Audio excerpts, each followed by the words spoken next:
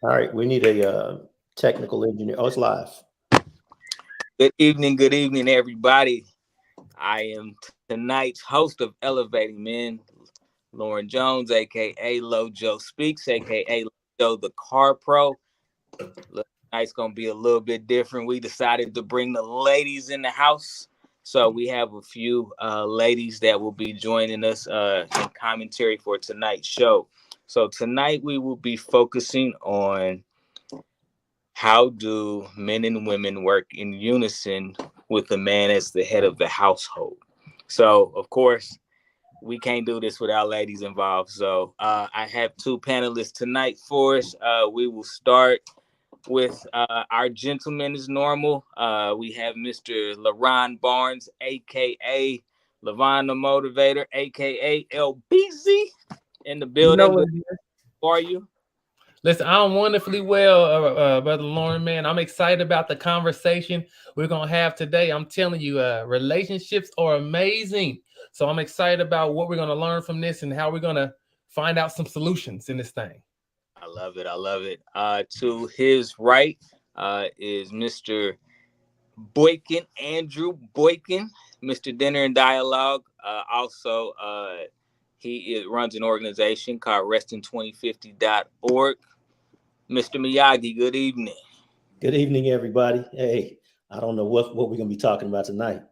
I tell you, I have no clue. So to his right is Mrs. Devin Elise. Devin, what's up, girl? She is the founder of Lifted KC, doing great things in the non-for-profit sector.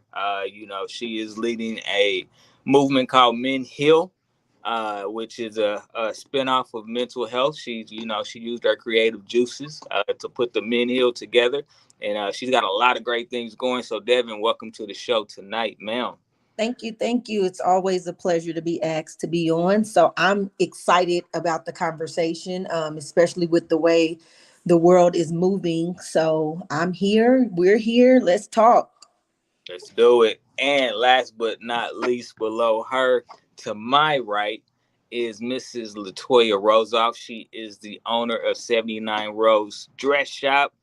And I just let y'all know, if y'all don't notice the family resemblance, she is my sister. Latoya, welcome. Thank you for being on the show tonight. Thank you for having me. I'm excited about this conversation, like Devin kind of alluded to. It's the hot topic, talking about gender roles and the man in the house and all that fun stuff. So I'm ready. I hope they have some hard questions they hit us with too. We'll see. We'll see. So we kind of broached this conversation in our debrief last week. It was something that we thought was important for us to talk about. Like you said, Latoya and Devin, you also echoed as well. Society is evolving.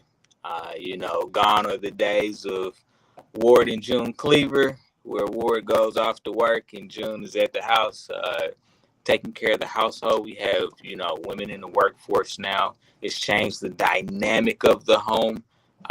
And with every change is a good and a bad. And I think one of the changes that we've seen in society is men and women not being able to connect when it comes to raising families, when it comes to, the true balance of the home or what that balance should be. My firm belief is that every home is different. And so, who am I to judge how another house is ran? But, to each his own. But tonight we're going to dive into how men and women can work in unison with the man as the head of the household. And ladies, I would love your feedback, especially as it relates to what does a man need for a woman to trust and feel comfortable with him leading the home and in that role. So we will kind of start there.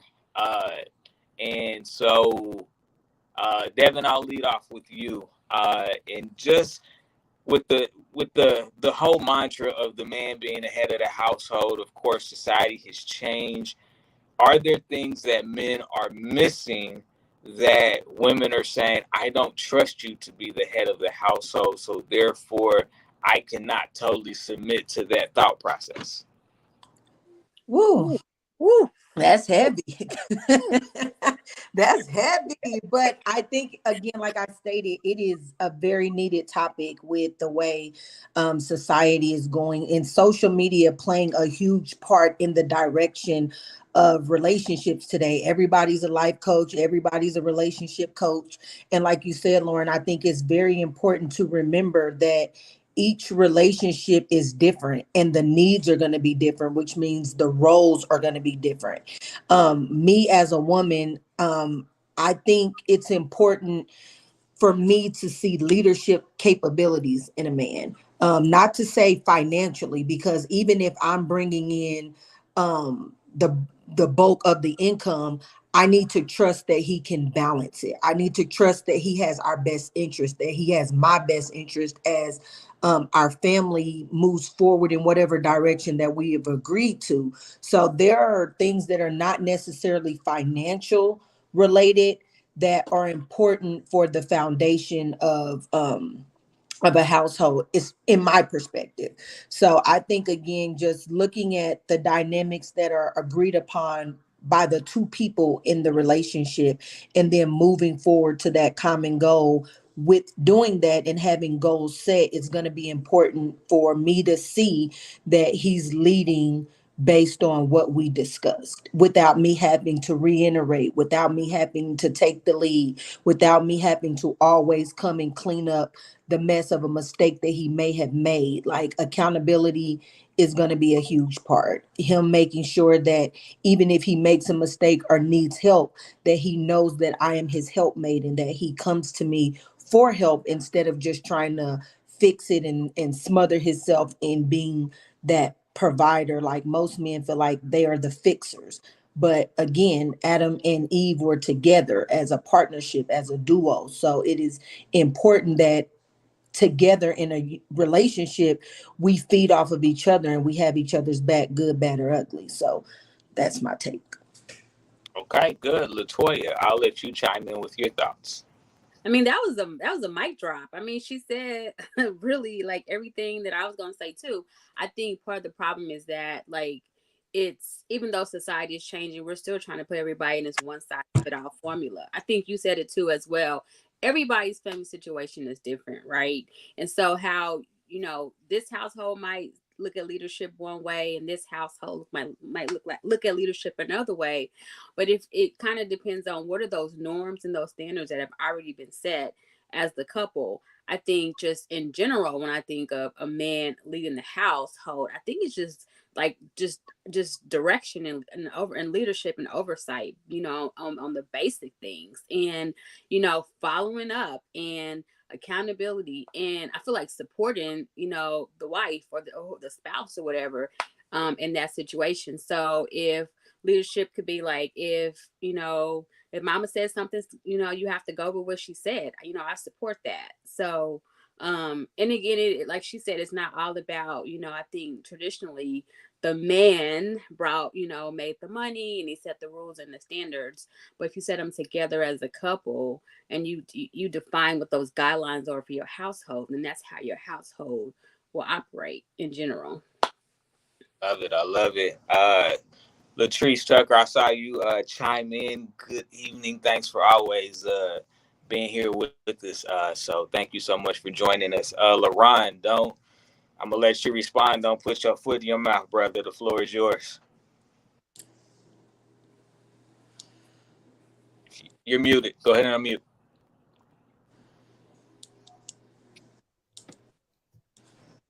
Now, what perspective you wanted me to come from? Because I know you asked the ladies' perspective, a certain perspective. What perspective were we looking at? What are you talking about?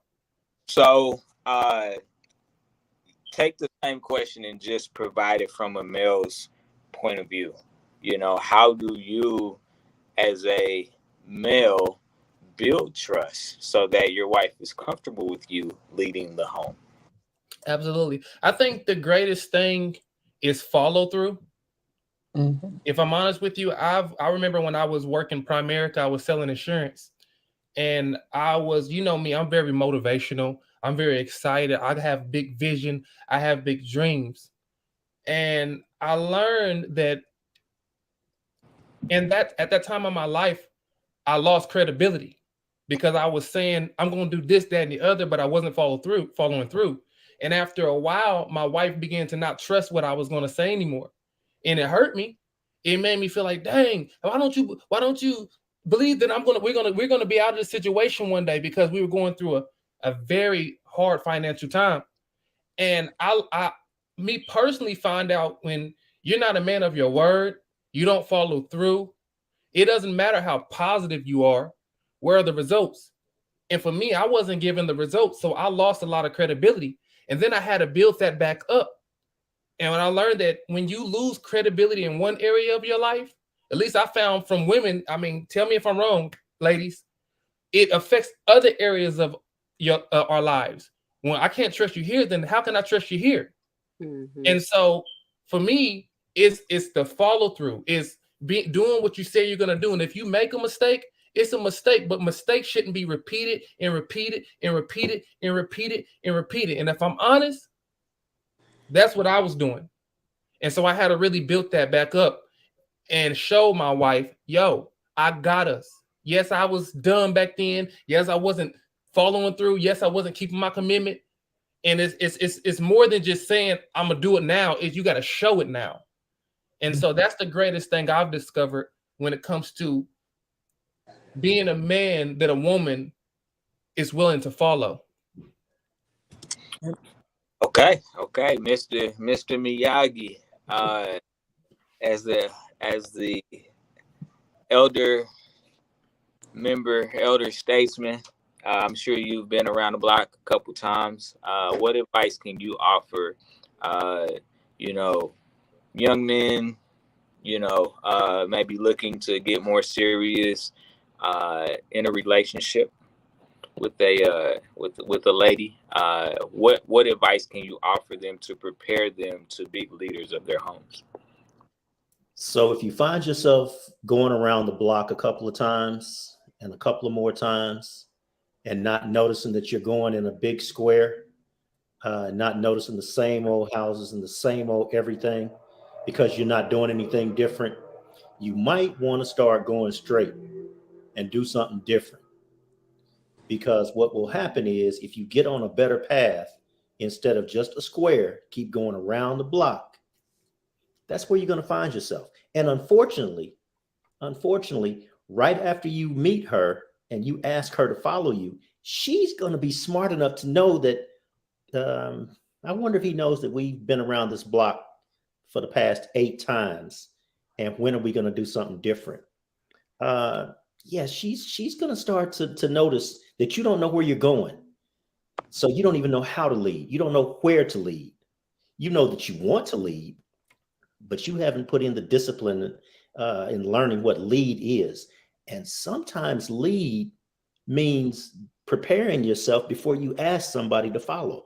Sometimes lead means following a direction that's already set forth until you find your legs on that path.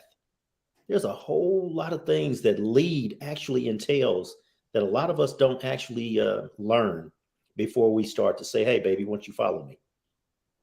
I got you. So I want to recognize Mr. Corey Gilmore. He said that leadership is natural. Is what he was saying. He said men's leadership isn't something that is announced. It just naturally happens. So, ladies, I want you guys to take that statement and kind of break that up. Tell me, do you agree? Do you disagree? If you disagree, why? Devin, I'll start with you. Do I believe that leadership is something that naturally happens? I would disagree. I think in growth, you learn to lead. Some men aren't equipped with the tools from childhood, from their surroundings, whether it's environmental, whatever the case may be, and they just don't have the skill. But I think a man that is determined to be a leader puts himself in position to assess the tools to lead. So I don't think that it's necessarily natural. I think you have to have a natural heart to want to lead, but it can be something that is learned. It can be something that you receive from like-minded men having circles, like becoming a part of Elevating Men, for instance, and just gaining those tools. So yeah, that's my take. Okay, Toy, I'll let you jump in. I think that I kind of agree with Corey. I think that and I think what I would take out is he said man's leadership isn't announced. It just naturally happens. I think leadership in general naturally happens. If you're a leader, like, those people who have those leadership skills, like if there's like a crisis, or think about somebody at work, there's always somebody who is like coordinating things, or somebody who's always putting together like programs, or somebody who's always stepping in to fix it. Like, that's an example of like unannounced leadership. So I think it can go. But I also think, like Devin said, leaders can be trained and developed too. So if you have the potential to lead, you can learn those skills and upgrade your skill set to become a leader. So, but I agree with the statement in general that leadership, somebody just naturally steps out. We all know those people who just naturally step up and naturally fix things or naturally do things, and they don't say, "Hey, I'm going to be the leader." They just do it. Gotcha. We have a comment from Malik. Good vibes. Thank you for tuning in tonight. One of the things that he said was mistakes are going to happen. No one is perfect. It's owning up to your mistakes and making a better decision next time. So kind of that whole accountability factor, just kind of how that kind of happens. And that doesn't happen naturally. That happens through failure, unfortunately, and making mistakes, and owning those mistakes, apologizing, saying, hey, because I think one of the biggest pieces as a leader is apologizing when you made a mistake, right? That is showing accountability instead of just trying to just simply move on. I'm gonna fix it and I'm gonna move on. No, be accountable and say, hey, I made a mistake, and own up to that, and then go back and fix it, or not go back and fix it, but move forward and fix it. And he made another statement that, related to, if you continue to make the same mistake, that is one of the ultimate signs of disrespect. Mm-hmm. That you really don't care. It's just kind of a lot of lip service when you're saying, I'm sorry, I'm going to fix it, I'm going to do better, this, that, and the third, which I think is one of the, correct me if I'm wrong, ladies, but that's one of the main reasons that females lose trust, is because there's so much lip service coming from men that doesn't actually translate into things that they are actioning to make things better, which is why, we have this whole, I don't need no man to leave my home. I don't even need a man in my home. You just kind of help me get to the baby, and the rest of it I'll take care of. Do you guys agree, disagree? I think it's loaded. I think the statement, we don't need a man, is based on the fact that we haven't been put in a position to trust a man fully. I say it all the time, like, I love and I will have a failed relationship, a failed marriage, but I'll never give up on the hope of actually having a healthy relationship where I can trust my spouse to lead, not necessarily financially take care of me, but lead and support our family's goals, and I can trust that his intent is to always reach and strive to those goals that we set. So I don't know. I'm just one of them women that you won't hear me ever say I don't need a man, because I do. I need one. I want one. I pray for one. So but that's just me. So kind of looking at two different dynamics in that question, because we were talking about leadership, and then we were talking about a man. Just because a man is a man does not make him a leader. And when I say that, what men don't necessarily know is anything outside of themselves, meaning another human being, another human dynamic that has come from her own path and her own trauma and her own dreams and desires.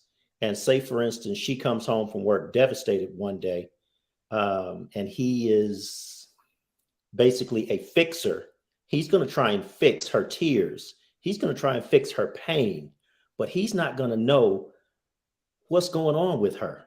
And he's going to have to fall back in a leadership position, which says that I don't necessarily need to do anything at this moment until I find out what she needs. Leadership does not just take her by the hand and say, come on. Leadership does not just know what the crying baby is needing. Leadership learns. So we're talking about a woman does not necessarily need a man. She sometimes needs a leader because she's had plenty of males and she's had plenty of men in her life, unfortunately. And those words, plenty of, have a connotation also. So she's tired of going through the plenty of men. She's looking for a man with a plan, man who knows how to lead, man who is going to take her and their family to their promised land, what he and they have promised together. LaRon, we haven't heard from you from a little bit, so I will kind of let you jump in here. And I think what we're talking about right now is really based off of, leadership strategies, the fact that every home is different. And, of course, as men, we tend to want to Bob the Builder everything and just fix it instead of actually taking a step back and really having a true understanding of what the true need is. What do you have to add to that? There's really a lot said. Don't get yourself. Don't get yourself. I can hear you. Watch what you're saying. Get yourself in trouble. I'm just saying there was a lot said. Thank you. This is an interesting conversation. I'm trying to figure out how to say this because all I can think about truly is I'm trying to see where I want to go with this. I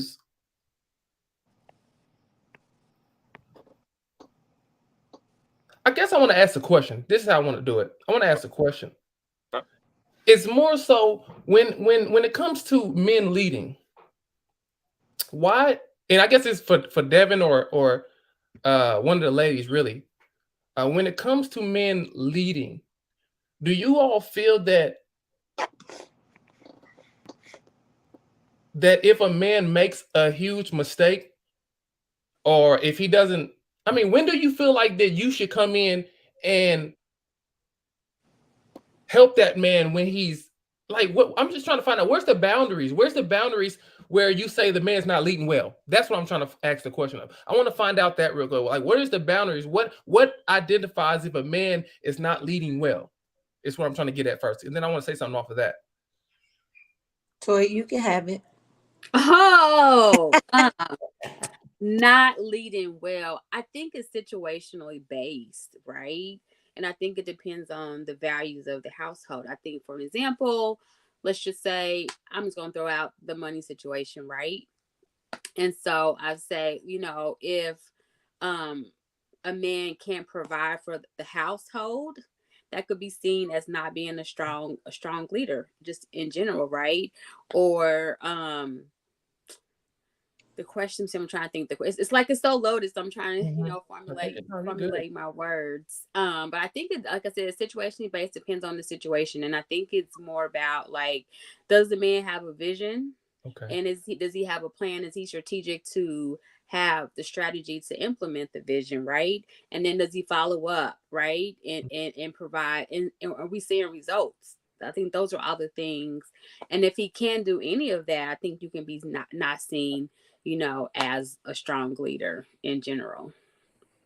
But I feel like it's situationally based, right? Because I feel like there are different stages in life that we go through, right? You might be at a capacity where you don't have the leadership skill at that moment, right? And she might have to step in and provide some leadership for the household, And so I think that's the balance of the partnership, right? But again, those have to be the values and standards that you set for your household. That might not work for everybody.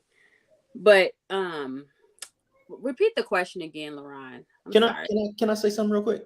Yes, of So, course. Ron, what I want to say, you when Lauren asked you the question, you said something similar to, "I want to figure out where I want to go with this." And in that instance, right there, if you're trying to figure out where you're trying to go, she's waiting on you to figure it out as the leader. I'm trying to figure out where I'm trying to go with this. And understand, you're already married, so you're trying to figure out where you're trying to go. You haven't even factored in the family of where you're taking them. I'm trying to figure out where I'm trying to go with this. With this problem, with this situation, with this money thing, with this household thing, with whatever this is. When you have to try and figure out where you're trying to go with it, then they have to wait until you figure it out. Can I pose a question? Yes, A question to the man. Like when you think of like leading a home and like in leadership, you know, I think all of you are leaders, you know, in your perspective, you know, homes. Like one, how does that like I question part A of the question, what does that look like for you? Like you personally, like how like to lead your house and to provide leadership, what does that look like for you? So for me, it was the fantasy. For me, it was, oh man, I want a big house. I want to be able to travel. I want to give her everything she wants. But I didn't know the word, Carl. I didn't know anything about foundation. I didn't know anything about stability. I didn't know anything about preparation. I didn't know anything about planning. I didn't know about anything about plan B. I didn't know anything about savings. I didn't know about anything about communication. All I wanted to do was to reach this big picture and give it to her. LaRon? Dang. Okay. That's some real stuff right there. You know. Well, when I'm thinking about leading, I think about obviously vision. I think about, look, if the man has a plan and we're together, I feel like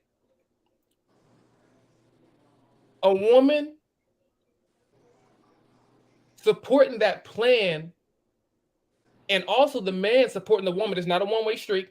But at the same time, I believe that the man of the household basically it's the vision holds the vision of the household. And I'm trying to see how I'm saying it's more so about vision. Is if the man has a vision for the household and he's going somewhere and he's doing something with it, then if the woman is with the man, she should support the man. And I mean, because ultimately the whole structure of a family is about vision. Where are you all going? And I truly believe, like I said, and I guess some relationships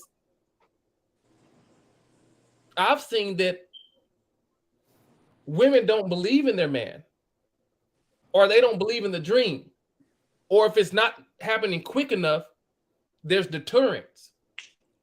And so I'm just saying, like, with as far as a man, if a man's letting God lead him, and on top of that, he knows where he's going, even though he may be far away from it.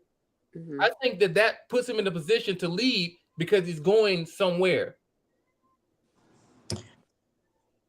That's a good answer.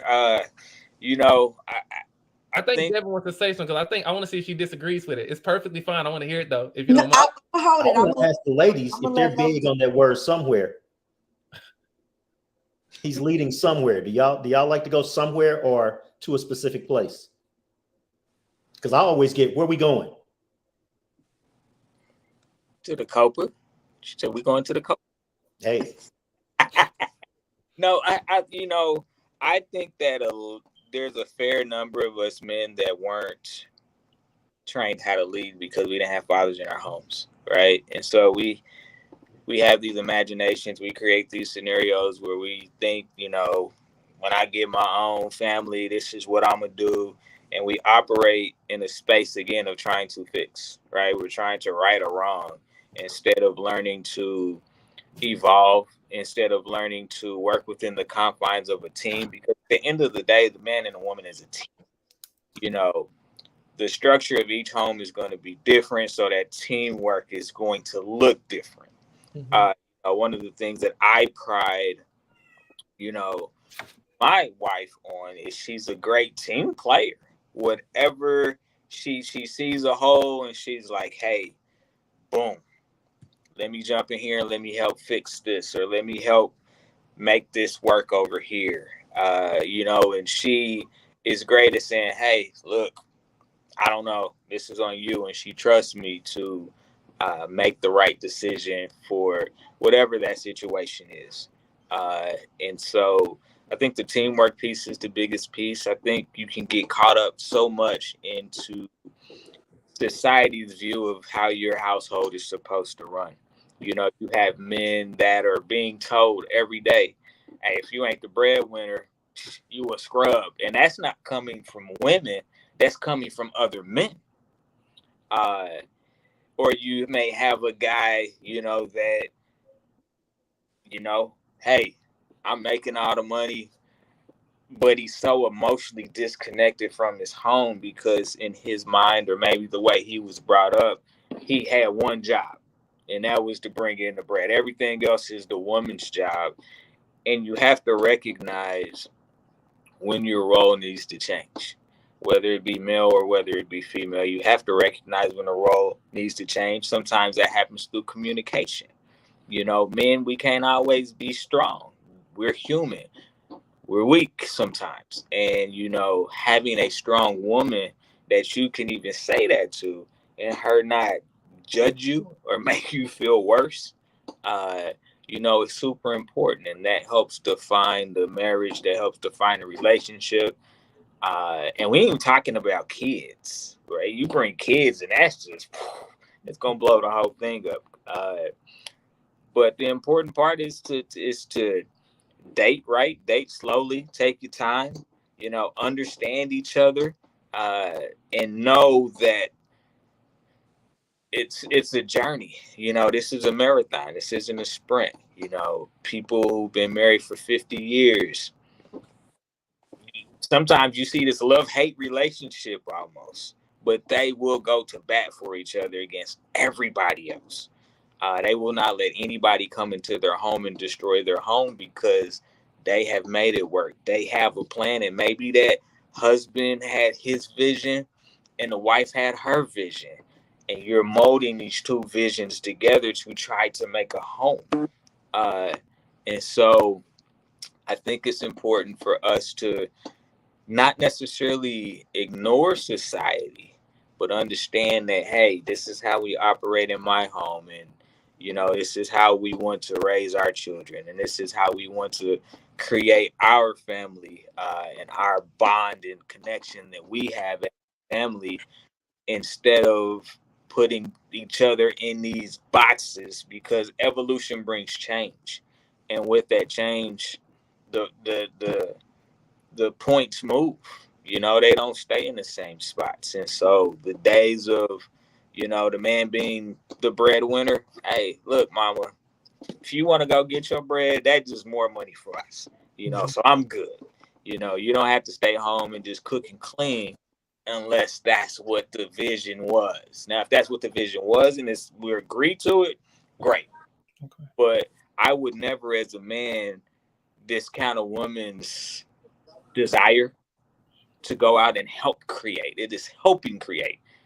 It's not being the sole creator, but it is helping create. And so I think that, that teamwork makes the dream work. Teamwork makes the nightmares better, however you want to say it.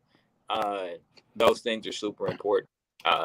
So I think we have to be mindful of that as men, and how to communicate that effectively to each other.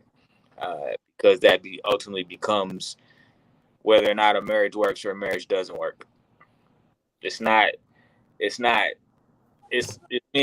us against the world. It's not me against you, and then we going out to figure out, okay, how we gonna battle? No, it's just us against the world. So I had a question. I have a question right after you. No, go ahead. Go ahead. I think this question may have been a good question to start off with, but my question is this: what is submission? See, I told you was gonna get yourself in trouble, but ladies, I'm gonna let y'all run with that. Like seriously, what is submission? If we say, if we're talking about submitting, it's like, what does that actually entail? Because I truly believe in this day and age, and I've said this many times, that submission is a bad word for a lot of women. I've at least seen it. I'm not all of them, but I've seen a lot. When we say, when there's submission being said, it's like, no, who you think I am? You think it's like submission in this culture is weak, means weakness. And it doesn't mean, it's not, that's not what that means. It takes a strong woman, a strong person in general, to submit to anybody, because we have free will. So when we talk about submission from the woman's perspective, what is submission? The definition from the dictionary says submission is ready to conform to the authority or will of others, meekly obedient or passive. And I think that's what the negative connotation means for anybody, male or female. It's like, and from a female perspective, like if you are strong-willed, then it's like, and nobody gonna tell me what to do. I'm gonna do my thing. I'm independent. When I think it actually, like, submission is just um say it easily, agreeing with the vision that you guys have both agreed to. So I'm going to submit to the vision, and I'm going to submit to the strategy that we're going to implement to roll out said vision. But the negative connotation comes because that word passive, it is actually in the dictionary. That's where the negative connotation comes in, because when you said it, I was like, oh, like submission, right? But if you have a strong leader and you guys are on the same page, then submitting is not an issue. It just comes with the process, right? But it's that passive, like when the negativity comes with you submit to something that you don't have opportunity to give your opinion or your idea to. I think anybody would balk at that just naturally, right? Like, I'm not about to wear a mask, so I don't need to wear a mask because blah, blah, blah. I'm forced to wear them, so I think that's, where that comes in at. I'll kick it out to Devin. Sorry. With that damn ass. I think the word that has kind of been risen within this conversation is communication. And I firmly believe that, even if I plug my nonprofit Men Heal, like, I truly advocate for men. And it takes communication in a partnership for both parties to want to submit. Meaning, women, we have been in this strong, independent realm for so long that even speaking life into our men is hard for us. And men submit to us when they know that they can be vulnerable and trust us with their emotions, when they can trust us with their mistakes, when we're not going to badger them and belittle them because they made a mistake or because they didn't follow through on something. And then likewise for women, we tend to not be able to submit when we don't know the direction in which you're trying to lead us. So it takes both parties to be willing to submit to themselves, for one. Like, even if we go in the spiritual realm, like, man is supposed to submit to God and women submit to man based on his ability to submit to God. So I feel like it is a domino effect. Like, if you can be gentle and patient with yourself, when you can know the vision, when you can know what your goal is for your own life, then you can bring someone into that space and you can guide them and direct them and give them the vision of where you're trying to go, in hopes that where you're going is the same direction. So I feel like jumping into a marriage and then trying to plan out the vision, that conversation should be had before marriage. So that way, when you go into marriage, you already know what the vision is. You already know that this is a person that is going the same direction as you. And if life happens where you guys have to detour, you trust that this person trust you enough to come to you with his emotions on, babe, hey, I think we need to change route because this ain't working for us. Or she can come to you and say, babe, I don't trust that where you want us to go is exactly where we should be going right now. And you can trust one another that the interest is for safety, for security, for stability, and it'll be easy to detour and redirect with that person. If I don't trust that your intention for me as a husband, as a father, is the number one priority, then when you tell me we got a detour, I'm going to ask you 7 questions on why, when, where, what happened. Instead, it's a way, and that comes from the inability to trust that person, but there's also a way that you can ask with trusting the person and still being able to speak life into that man. Like, okay, babe, this might be a little scary for me, but I'm going to trust you. Or what do you need from me so that this detour can be smooth for our family? Like, there are questions that must be had because communication is key when change presents itself. But just knowing in the back at the foundation of everything that you guys' plan is aligned, then it's easy for both parties to submit. My take. I knew we had some good women on the show. Free. Hey, I can't even say anime. Sing the song. I'm gonna sing the song. Anime. Love it. So yes, I want you to ask that question. There's a comment from the audience that I want to get ready to. I'm getting ready to open Pandora's box. So go ahead with your question. No. Go ahead. Okay. All right. So the question is I wanted to piggyback kind of what Devin said. Ladies and gentlemen, the last job that you interviewed for, in the last great job, either one, what were the 2 most important questions that you made sure you asked? Can you remember?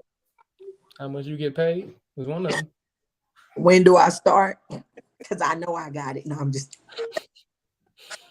I think for me, it was about flexibility and the opportunity to promote, because like pay and benefit, all that stuff had already been worked out. So my questions were like, for me, it's like, what's my flexibility, and then the other part was, what's my development look like? I don't want to be stuck in a role. So that was important for me. Perfect. I was going to ask you, of those 2 questions, did you have at least 10 questions? Because when the vision is laid out, i.e. the business, and they're looking for someone to fill a role, and they say, hey, I want you to be my woman. I want you to be my wife. What kind of questions do you have? And for the employer or the person who's asking, what type of benefits not only are you offering, but where is the business growing?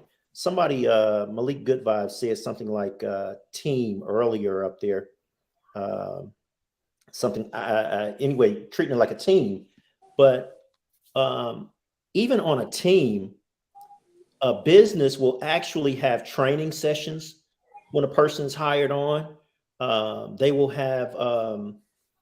send the person to get certified because they know that this person is working towards this next step. Basically, the vision actually says, this is how we're going to grow. This is how we're going to do this. And in the next 20 years, this is where, if we meet all of our benchmarks, we will be. And she has that opportunity to say, hey, this is where I'd like to be. Kind of what Toya was saying. These are my desires and dreams. Where in your vision does it include this? Because if it does not include me, then I'm going to be an unhappy participant on this team or in this business. Does that make sense? Mm-hmm. There was a good question that came up, which would be an interesting dating question, which is, what is the turnover rate? I thought that was hilarious. Exactly. That's messy. Let me interview your exes. That's being messy. Question. That's a serious question, though. For real. So I got a question. there was a question that was asked in the comments. It was a statement that was made. It was not a question that was asked.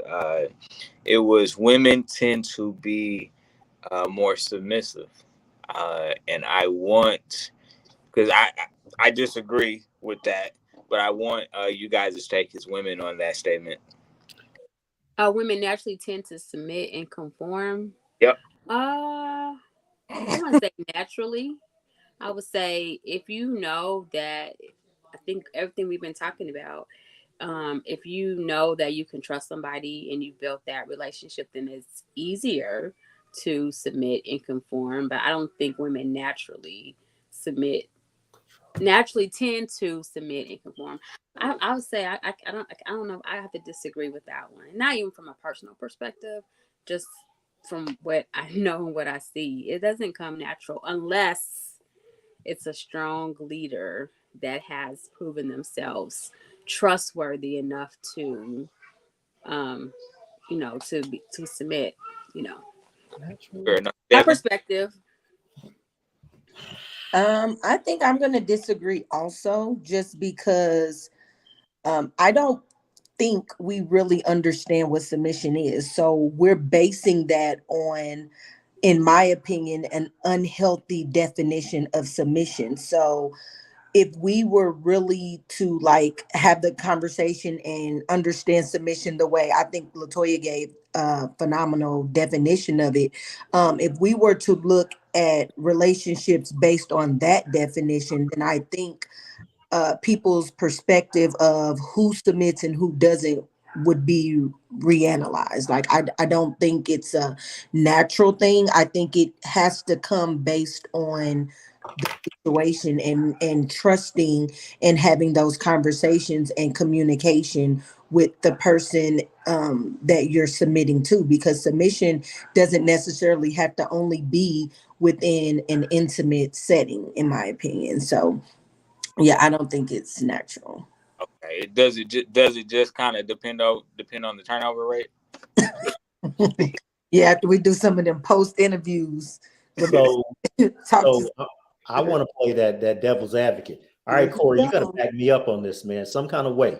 You got to jump in here in that audience and back me up on this one, because Denise Michelle says submitting does not come natural for women. You know, that's why God commands women to respect her husband. Yeah. Okay. So no. That's beautifully said. And in a perfect world, however, if I present myself as having it together, meaning first impressions are powerful impressions, and I'm suited and I am at this dream job, and I'm giving you my resume before I even open my mouth. So you're seeing all the stability around me. There are a lot of women, uh, and forgive me for generalizing, but there are a lot of women who one day wake up and say, "I never saw that in him. I never knew he was like that." And what they submitted to, in my opinion, was that idea of stability, because he was stable from the outside.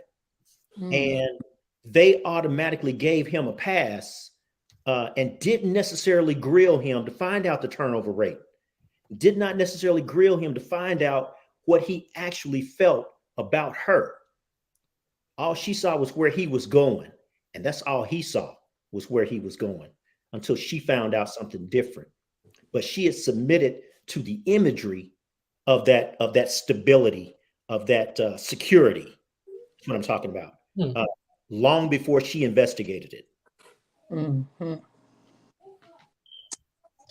That's real. It's funny because I don't know if you guys seen it, but it was like a video floating on social media where it was like a track meet, and the caption was, when you apply for a job with a false resume or something, and like it was a 60-meter dash, and like they took off, and one of the guys was like so far behind, but it was like he applied and said that he was capable of running this race, and then when it was time to run the race, he got dusted. Like I'm gonna reshare it after this, but it just reminds me, like, while we're on the topic of comparing relationships to jobs, like sometimes we send in our representative, like our representation of who we want to be or who we pose to be, so that we can get the job, and then sometimes we realize that we are in over our heads and can't deliver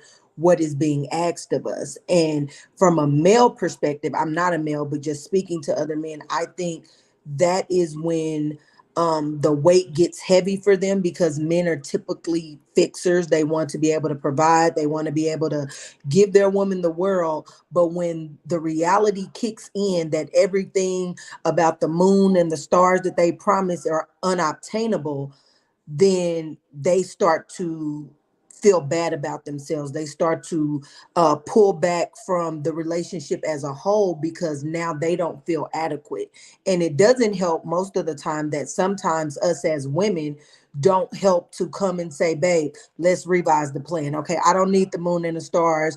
Just take me to the little galaxy place, or take me somewhere that got some moon and stars, but you don't have to get the ones out the sky. Like, we have to be able to help our men readjust, and they have to be willing to allow us into that space to serve as their helpmate and say, babe, I don't think that was a good idea, or I don't think that this is really what you had in mind. So let's pull back and recreate the vision. So again, before marriage, I definitely feel like you have to have that conversation about the vision, but you also have to be open in knowing that life happens, situations happen, and sometimes that vision will have to be rewritten. And it takes the both of you guys to do that. It can't just be one person saying this is the vision, because then you knock that other person out the box and you're not making them feel like they are an essential part of the process, the relationship, or the end goal. So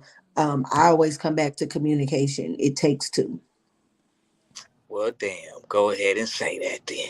Ah, At then. LaRon, you've been pretty quiet tonight, man. I'm assuming that you're just kind of soaking in all this wisdom from the ladies, so you can go back to Queen B and be like, baby, I got it. You know, that's funny, bro. No, I was Yeah. thinking of the question that was asked, was submission natural for women? I think that was the question that was asked.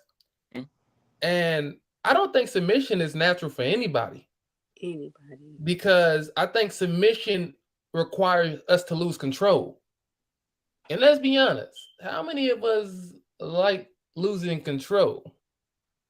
And so we look, a lot of us, let's keep it real, we don't even submit to God. We look like submitting to another man. You know what I'm saying? And so I think that what it comes down to is, it comes down to building that, I guess. I think we all naturally want, but I think in some cases really a process, because I think the reason why it's hard to submit, listen to this, y'all, this is crazy, is because a culture, like if you go to other countries, look, it ain't no issue. I seen a video man, I gotta show y'all this video. It's crazy, short video. And it was a video of a Muslim woman, I believe she was. And she was talking about how she submitted to her husband. He says jump, she says how high. If he says don't hang out with them, she says okay. He said if he says do this, she doesn't. Why? Because she put herself in that position to submit to a man. And then so what I actually did was, I'm gonna keep it real with you.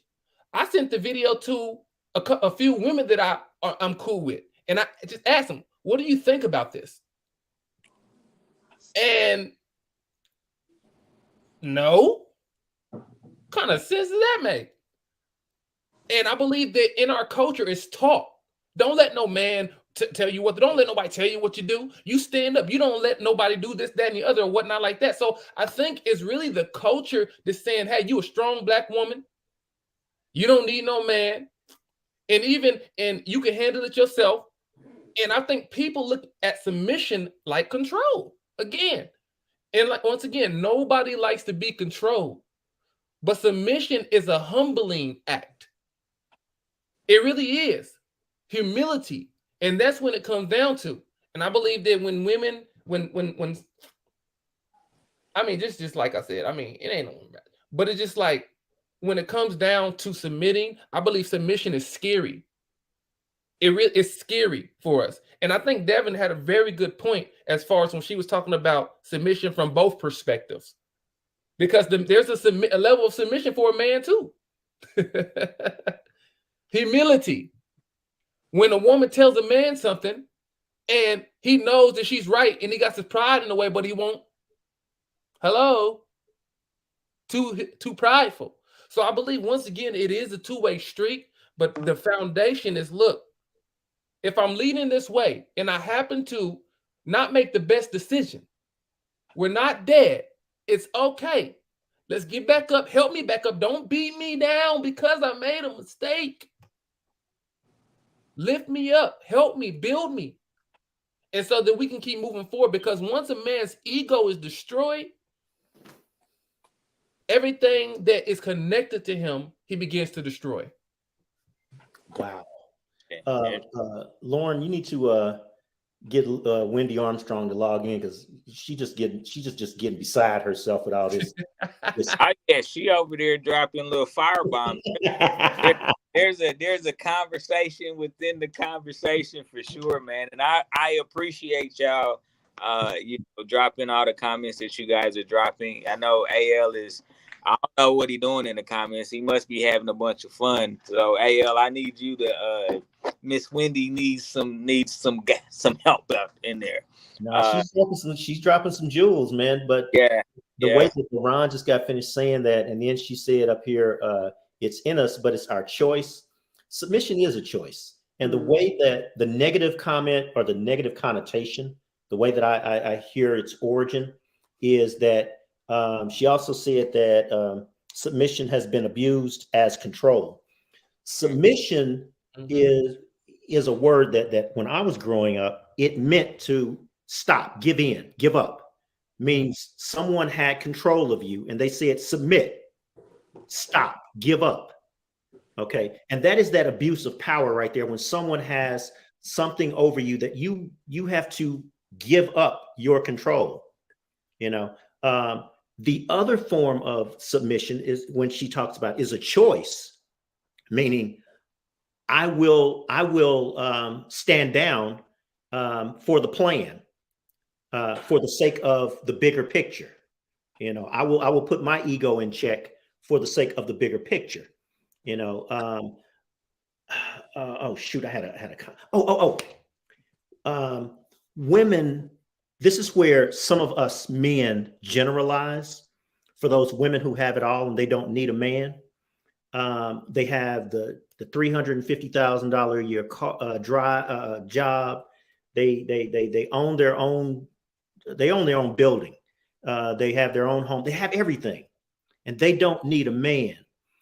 The question is, for some of you women who know some of these women, have they ever second guessed themselves in the middle of the night when they're laying in their king size bed with all their creature comforts around them of everything they've accumulated with all their degrees and so forth and so on? And did they ever second guess themselves and say, what's wrong with me? And at that point is when I believe, and some other men believe, that they are vulnerable to submitting, just to find out if they can get past that loneliness. Why are you talking about Oprah like that, man? My bad. I'm gonna be doing her like that, G. Yeah, nah, apparently you hit on something because Wendy is giving you high fives. So figured it out for Miss Wendy. So I appreciate it, Mr. Miyagi. I'm not even, man, there's a messy question on here, and I'm not even gonna do it. I'm tempted to do it, but I'm not gonna do it. Is it the Jada question? It's the Will and Jada. Yeah, I saw it, and you brought it up, so it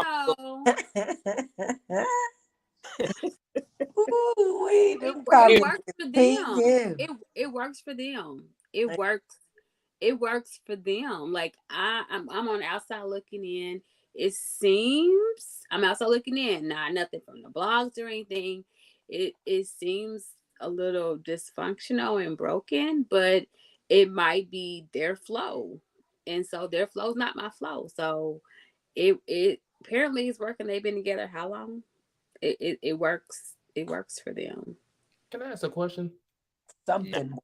I typically don't get in conversations like that for whatever reason. I just don't. I'll be so focused on my own doggone marriage. But the question is this: and it's just going against a little bit what you said.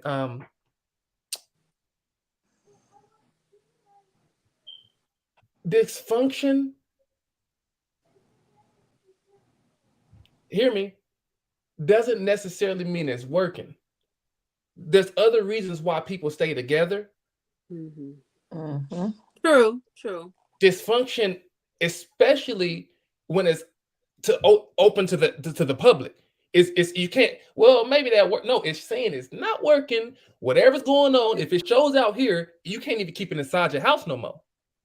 But if your relationship started in dysfunction and it has for all these years, I'm not saying them necessarily, but I'm saying like if that's your norm, like we know toxic relationships. We know people who've been in them forever and that's their norms that they created. And to me, like if you like it, I love it. It wouldn't fly my household for me, but some people love the dysfunction and the I don't know. I just that's a whole. They both seem broken and could use some additional help. Yeah. So I'll, so I'll, Malik Good Vibes posted way up earlier in 2023. The roles have changed, Mhm. and the way that I take that, including this question about Will and Jada, is at one point in time, life used to imitate art. And for those of you who know what that means, some people, excuse me, art used to imitate life. Excuse me. So that means that someone would see life happening and they would capture it in a painting or a picture, and it became art. Now it's just the opposite. Life imitates art, and Will and Jada are simply art. They are entertainers. They are on the biggest display where people can actually wonder, how do I want my life to look? Because television tells a lot of people who have no direction, what their direction could be. And that's how they set out. yeah, and I was gonna kind of reference back to that about uh, when we were talking about submitting. Uh, I believe, and this is my opinion, that we are all submissive, and I think at times we can be submissive to the wrong thing. Mm-hmm. And when you submit to the wrong thing and realize it was a mistake, it's hard to turn around and submit to the right thing because you kind of don't know what you're getting yourself into. I.e., I just got out of a bad relationship and now I'm getting ready to go into another relationship and I'm broken. And this guy is saying stuff, but I just came out of a guy that was saying stuff, or now I don't know, and so, we tend to submit to the wrong thing and not submit to the right thing. And I mean, that could be taken even, within context, even, into other subject matters. We talk about jobs and, we submitted to a job and the job ain't, what they said it was. And now we feel stuck, or maybe we go to the next job and we hear certain things that trigger something from the last job, and so we miss out on a good opportunity because those triggers, we weren't willing to give in to something. And so I think sometimes it's what are we submitting to, that can become an issue, because we submitted to something that doesn't add the right value, or doesn't work in the way we thought it was going to work. And so now we all out of sorts. And so we push back. And sometimes we can miss out on great opportunities because we're broken, we're hurt. You know, we submitted to this situation and that didn't work. So all of a sudden, I'm good. I'm just not going to submit anymore. Uh, and so I think that can happen too. And so, I mean, it's just another perspective, I think, because submission is not as hard as we try to. Our egos tell us, like we're saying, oh, I ain't submitting to nothing. I think if I kind of followed you on the daily, I'm like, oh, you're submissive, all right. It's just not to the right things. And so I think we all have an opportunity to stay humble, keep our eyes and our ears open, and ask questions. Like, asking questions is so important because, you get to the answer eventually if you ask the right questions. We get mad at our kids for, oh, stop asking 20 questions. They are just trying to learn, and nothing you've said yet has convinced them that what you said was the right answer. And so they just have more questions, or maybe your answers didn't bring any clarity. And so it's just more and more questions. And that's okay, because ultimately we want to get to the right answer, or the answer that makes us comfortable and willing to, move to the next step, so to say. So Lojo, you just made me mad at Wendy Armstrong again. I hope y'all just delete all of her dang on comments so I'll stop referencing them. Earlier, she just got finished saying, I think submission is in our natural nature, but you have to really trust and know who you're submitting to. Mm-hmm. My question to men, if men are providers by nature, who or what are they submitting to? And to speed that up, a provider is usually submissive to the who would probably be his boss or the person that he has to negotiate with in order to get the provisions. Mm-hmm. Mm-hmm. And if he's submitting to the process of getting provisions, which is a what? Child. He's not necessarily submitting to a who or a family. And this is something that she has to actually understand. Who she's submitting to, or who's asking her to submit to him, and what he's asking her to submit to. Because it's not him, it's the provisions or the process of getting provisions. That's good. Fair enough. I see where you're going.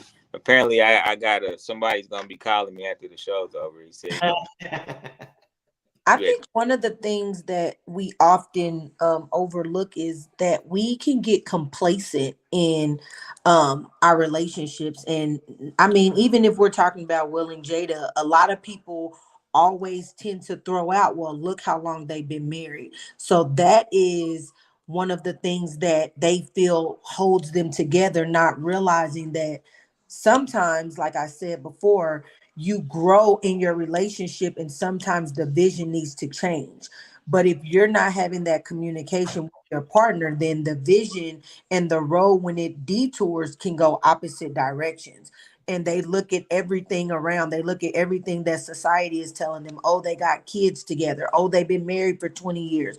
Oh, they're both famous and the world will criticize them if they divorce. And they use those as the things to stay together, when in actuality, those are the very things that are probably the reason why they should go their own ways. Now, I'm not an advocate for divorce. I've been through mine, but I also believe that sometimes as you grow, it often causes you to grow apart from the person that you're with. And instead of staying in that, because now you're not only hurting yourself, but you're hurting the person that you're supposed to be in a partnership with. You're hurting the children that live in the household that have to see the effects. And granted, they're celebrities, so we only see what we're allowed to see. I can only imagine what actually goes on in their household that's unseen, that the kids are a product of, their friends and family are a product of. So relationships aren't never just about the two people. It's about everyone connected to those two people, and their trauma can trickle into other people. So I just feel like we get complacent in what society tells us about divorce and staying together. And I mean, there's grounds for divorce for certain reasons, but I definitely feel like if it becomes traumatizing mentally and it can't be resolved, then it needs to just go ahead and dissolve itself, because it's going to do more harm than help by thinking you're staying together for the wrong reasons. Yeah, exactly. And I think that's what it looks like AL jumped into the comments. That's exactly what he was alluding to. The dysfunction being normal, and so we just stay in it because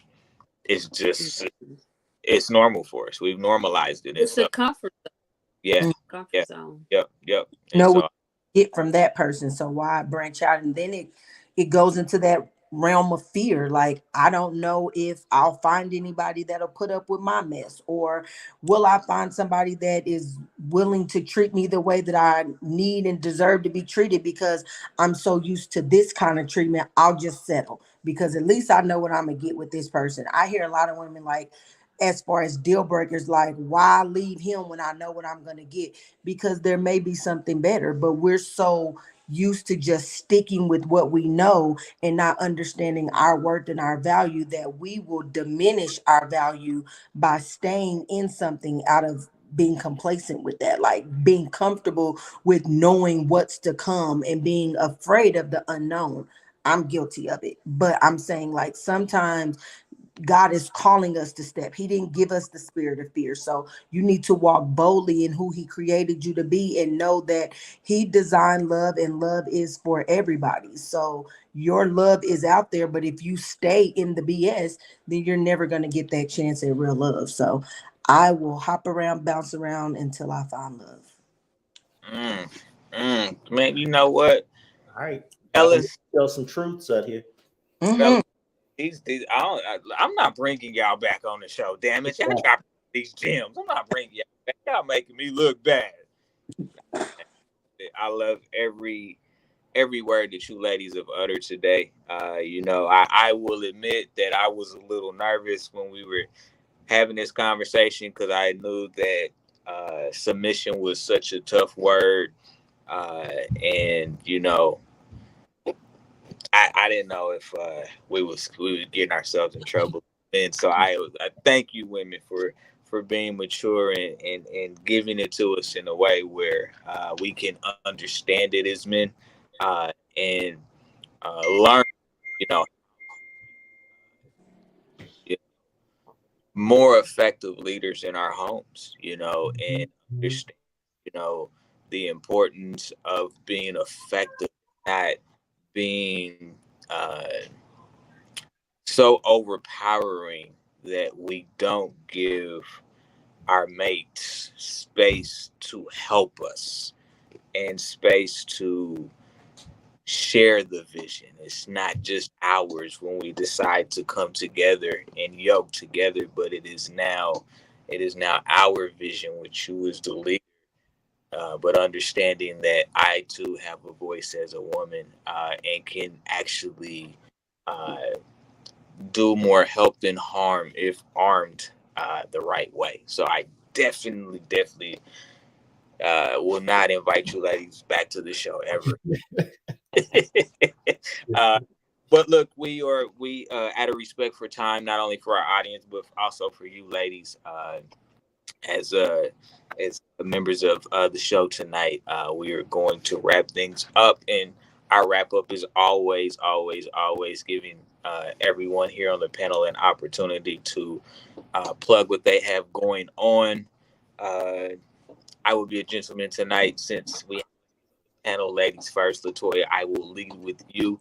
Anything you want to plug about yourself, business related, personal, anything, the floor is yours.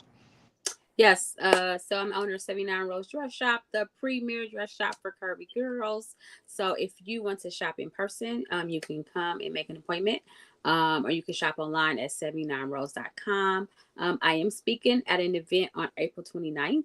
It's a women's empowerment event, and I can drop the link for anybody's interested in learning more about the opportunity. I love it. I love it. Thank you so much for being here, Miss Devin Elise. Tell the people what they need to know.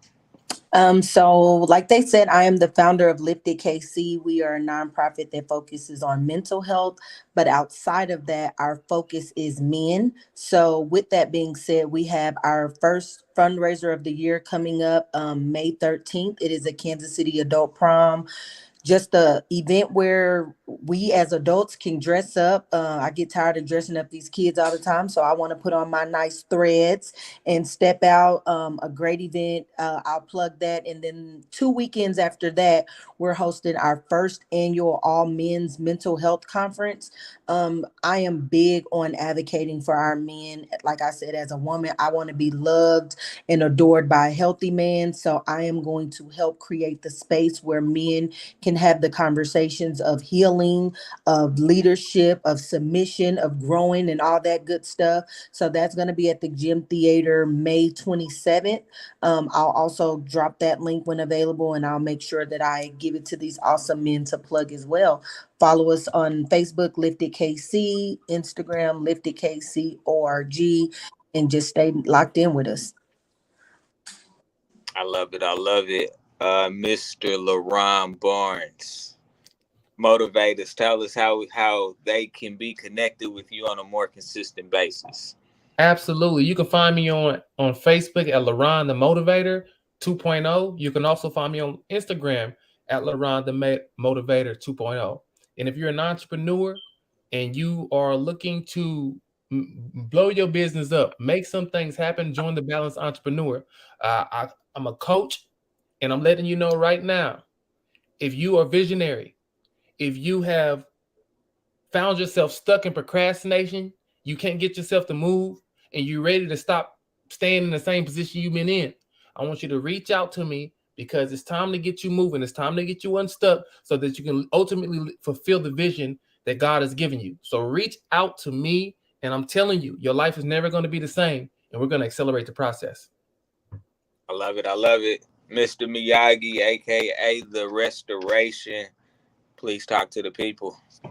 So the Restoration asks anyone listening tonight who has been in this conversation before about men and women and our foundation and our fears and so forth and so on, understand that it's not new. The conversation is not new. It's been going on long before I was here, and it's going to be going on long on after I'm gone, unfortunately. And the reason I say unfortunately is because foundation has still not been built for many of us who are standing on someone else's foundation. Structure has not been understood or respected for many of us who cut corners in order to get to our dream. Plans have not been followed or even drafted up because there is no vision beyond provision. There is no vision beyond my wants and my dreams. There is no vision for anything outside of me. The Restoration is asking for us to build something that is not about us.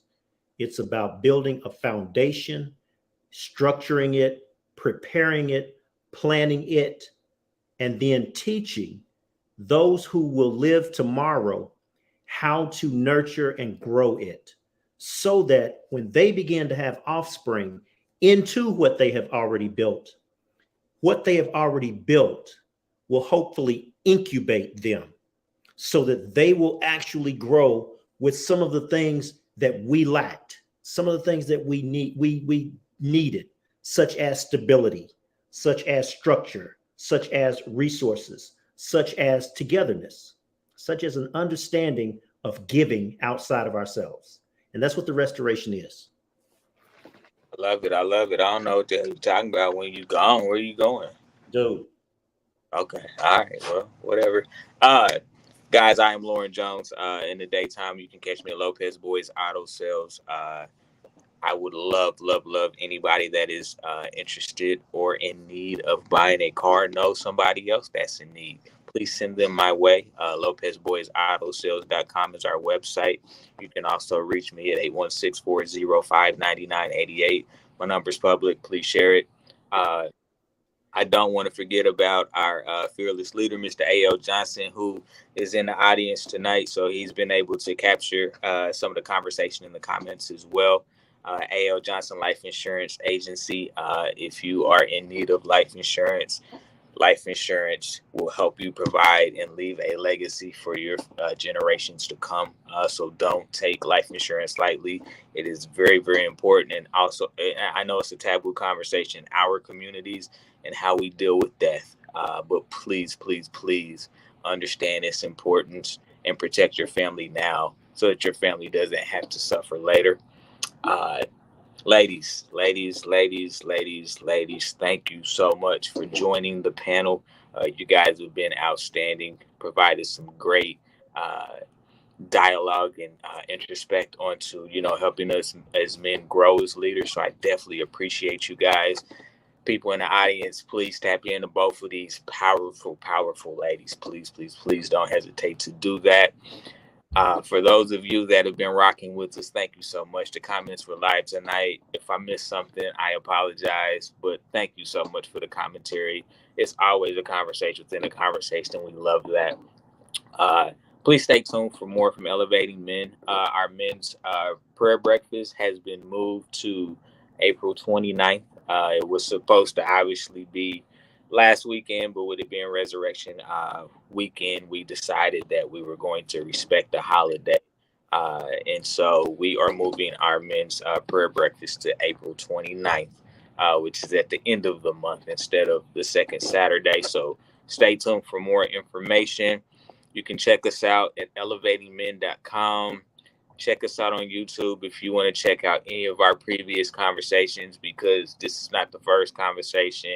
It will not be the last conversation. We are here to stay. So continue to plug us out there, because we are trying to help our men elevate, because we firmly believe that elevated men create elevated families, and elevated families create elevated communities. We wholeheartedly believe that.